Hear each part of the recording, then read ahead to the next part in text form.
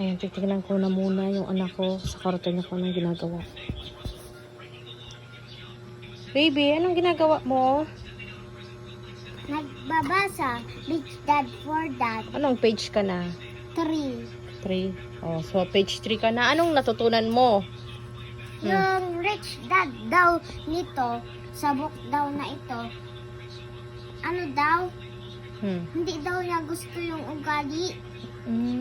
Tapos yung poor dad daw niya, gusto daw niya yung ugali kasi daw, hindi daw ano baga, nagbibili-bili kung ano.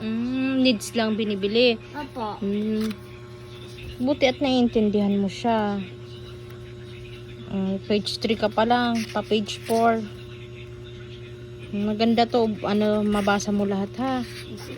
Okay, ganda, binalot ko pa naman yan.